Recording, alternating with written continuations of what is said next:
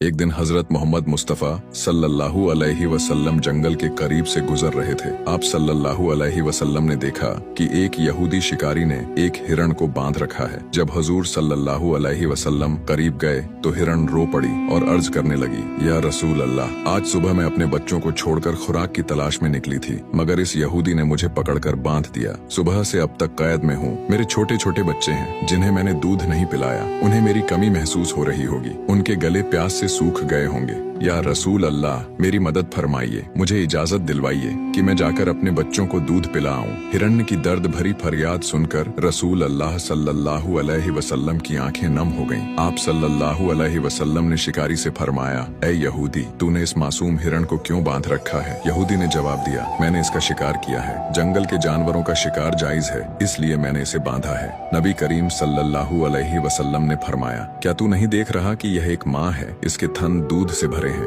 ये अपने बच्चों की मोहब्बत में बेकरार है। इसे छोड़ दो ताकि यह अपने बच्चों को दूध पिला सके। यहूदी ने गुरूर से कहा, मैंने बड़ी मेहनत से इसे पकड़ा है, मैं क्यों छोड़ दूं? आप सल्लल्लाहु अलैहि वसल्लम ने नरमी से फरमाया, इस माँ हिरण को एक बार अपने बच्चों के पास जाने दो, यह दूध पिलाकर वापस आ जाएगी। यहूदी हंसा और कहा, बंधा हुआ जानवर कभी वापस नहीं आता। अगर मैं इसे छोड़ दूं तो यह भाग जाएगी। जब आप सल्लल्लाहु अलैहि वसल्लम ने देखा कि यहूदी मानने को तैयार नहीं तो फरमाया, ऐ यहूदी, इसे आजाद कर दो और इसके बदले मुझे जामिन के तौर पर रख लो। अगर ये वापस ना आए तो मैं हमेशा के लिए तुम्हारी कैद में रहूंगा। यहूदी ने शर्त मान ली। हिरण्य को आजाद कर दिया और रसूल अल्लाह सल्लल्लाहु अलैहि वसल्लम वहीं बैठ गए। हिरण्य जंगल की तरफ दौड़ती हुई चली गई। कुछ घंटे गुजरने के बाद यहूदी तंजिया अंदाज में कहने लगा, क्या हुआ हुजूर? आपने कहा हिरनी वापस आएगी, लेकिन वह तो अभी तक वापस नहीं आई। आप सल्लल्लाहु अलैहि वसल्लम ने फरमाया, सब्र करो, वह जरूर वापस आएगी। इतने में हिरन अपने बच्चों के साथ दौड़ती हुई हुजूर नबी